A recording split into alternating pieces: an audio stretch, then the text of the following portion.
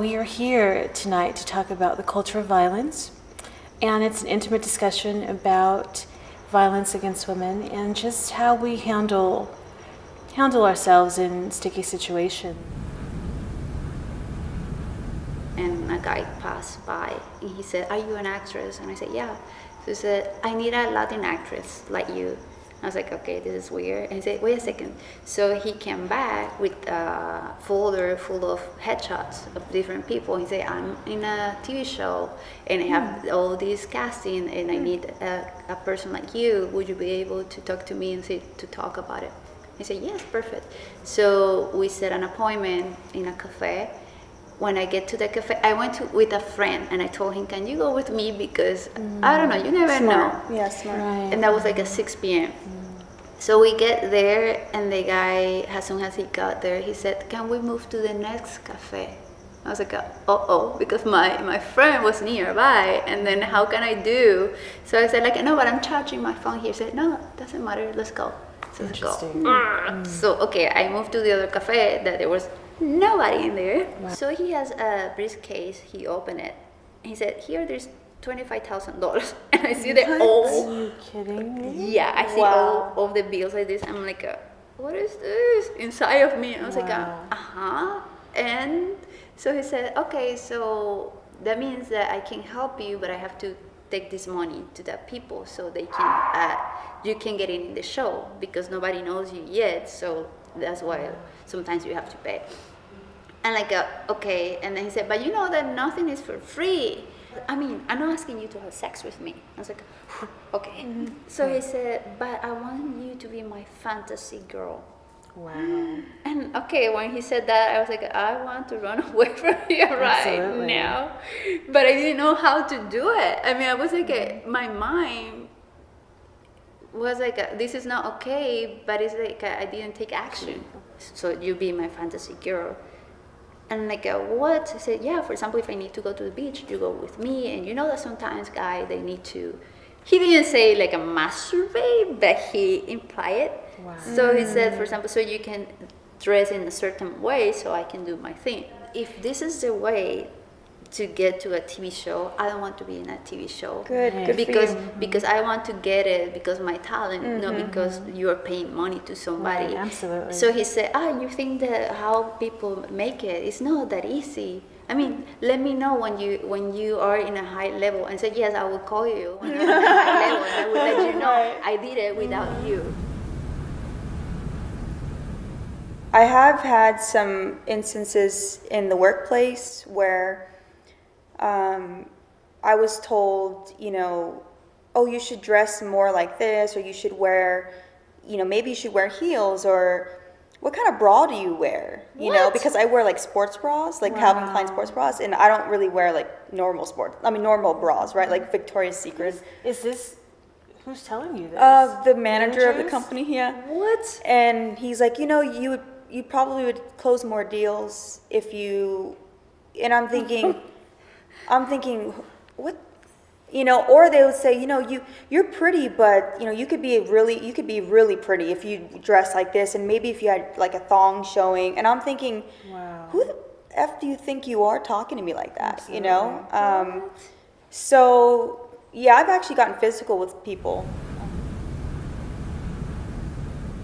I was coming home, I was a journalist in Dubai, regular street clothes, nothing fancy per se. And I went into the elevator of the apartment where I live, and I was married at the time. And there was a guy in the elevator, and I knew something was off. You could intuitively feel it walking in, and he didn't press the button. So I was reluctant to press the button, but I'm here, I'm trying to go home, so I pressed the button. He never presses the button, so I know he doesn't live there. I've never seen him before. No. So he's staring, he's looking, and all this happened in a matter of minutes. It felt like forever. And he says, "I like your hair." I'm like, okay. We're supposed to be polite when someone gives us a compliment, but I knew this wasn't a compliment. It was something else. And I said, "Thank you." And gosh, I was looking at the button saying, "Come on, get to the floor." Right. You start to panic a little bit. And then he says, "You're really pretty, and are you married?" I said, yes, I am. And I had my wedding ring on. I said, yes, I am. Like, don't worry about that. That started getting a little testy. And then within seconds, he was on me. He was trying to grab and kiss me. It was that intense. And just like you said, when you're in the situation, you talk about, oh, what I'm going to do. But then when you're in it, you do panic. Yeah, it's like everything is slow motion. It is slow motion. And you're thinking, this is happening. Yeah. When you're outside of a situation, you say, oh, you must do this or you should do that. But when you are in the situation, it's another thing. Yeah. Absolutely. It's like That's you for don't know sure. what to do. Yeah. How do we educate, or is there a way to educate, or is there a way to, I don't know, collectively say this isn't right? I think that you have to teach your children since they are little and teach them what is right and what is not, and pay more attention to your children so they can grow up with a really good education. My father was an alcoholic and he was abusive, and he would abuse my mom and us all the time, verbally and physically. And both my sisters have dated abusive men, and they complain about it, and then they find someone who just, opens the door for them, showers them with love, tells them how beautiful they are, doesn't ever hit them. And they're like, I'm really bored. It's just like, I'm just not really into this. And I'm thinking, what are you talking about? And that's the brain, It's like the brain gets so used to these things, even if they're bad for you. Well, if you're a person that you were mistreated, right? Or you saw that your father mistreated your mother all the time, and then you have a husband that do the same to you, you think that it's okay because you grew up with that and you think that it's normal. Yeah. You see? So even if I'm 30 years old and I'm married and that is happening to me, I can say that it's because education is what I grew up seeing all the time. The human mind gets programmed. And then even if something is bad for us, like abuse, right? There's women that stay in abusive relationships, but they wonder why they keep staying. Like, you would think, logically, get out of the relationship. In my personal opinion, really changed the way we educate our children about sex, about gender, about our bodies. We have to stop being so afraid of, oh my God, that's little Timmy, he can't learn that right now. Oh my God, that's Sarah, she can't learn that. We have to stop that. That you're saying to talk about sex in your home, but also at school. Yeah. Because not in any of those, they just teach the basically things like, Right. this is the genitals, and this is this, Well, and this word like this. They throw on a DVD.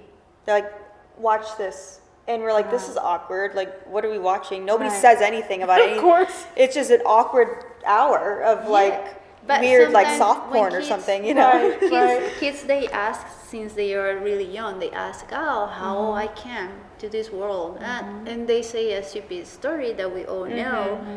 That is not true. Of course, it's difficult. Right. I don't imagine to tell a baby how it is done, but it have to be some kind of reality or some point that you have to tell. That is mandatory that you tell the kids. I was in Starbucks yesterday, and there was a group of Gen Zs, probably high school, maybe middle school. I'm not quite sure. And there's maybe 7 boys and 2 girls. And one of the girls blatantly said out loud, oh, should I suck his, and she thought it was hilarious. And I'm thinking, I can't believe she just degraded herself like that. Nowadays, there are a lot of people that are posting things in Instagram or Facebook, and they are not censored.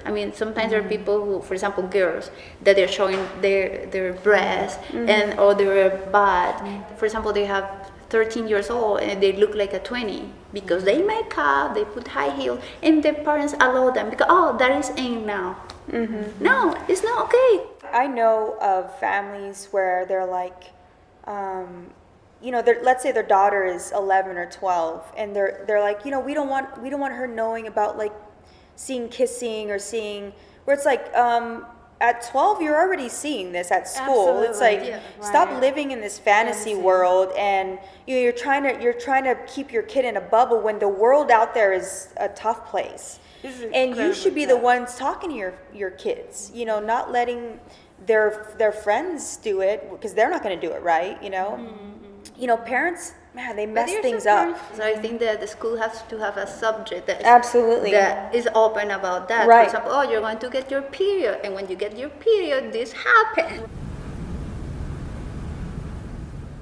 And we know that this dysfunction is centuries old. It's centuries old. And how do we evolve as human beings? Because it seems like we're just stuck. We're not advancing. We're not evolving. Yes, we have technology making us feel like we're doing something, but it just seems like we're just stuck in this constant loop of dysfunction, this constant loop of abuse, and this constant loop of it's okay and denial.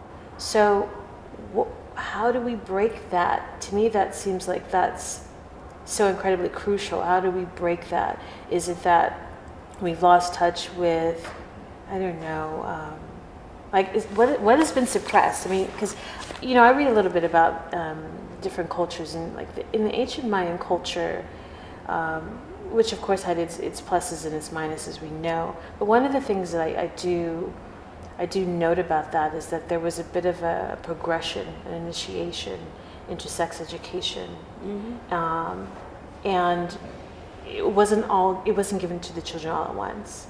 There were 5 they received this, when there were 10 they received this, and it was a normal progression into adulthood. You weren't just preparing that child for marriage; you were preparing that child for the world.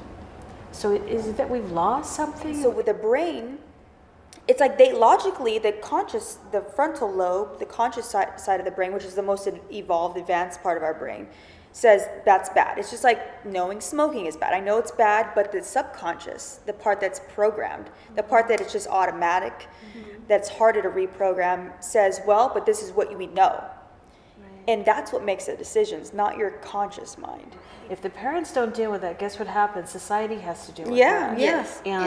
And women like us have to deal with that. And it's not always pretty. That as women, we need to educate ourselves in the meantime, because we're adults and we have to at least learn what we can learn via self-defense techniques, how to get away from somebody, things of that nature. I think all of those things need to happen. You know what I mean? And be open to talk about all that happened to us, because yes, we most of the time feel like nobody can help us.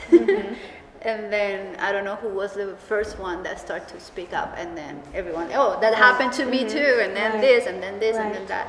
But it's that to give them the opportunity.